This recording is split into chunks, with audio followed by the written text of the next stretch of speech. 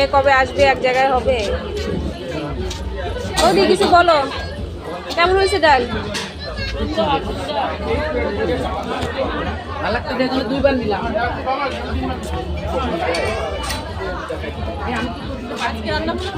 আরে আমার জিকু বাবা ঘুমাই গেছে।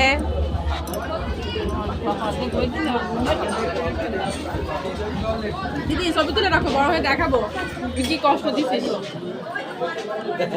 আমার হেড আপার মেয়ে ব্যাংকার হয়েছে, তা বলিছে যে প্রথম মাসের বেতন পেয়ে আগে আমার সেলাইয়ের যে কষ্ট পেয়েছি সিজারের সেই দাম। অপূর্ব কিছু বল।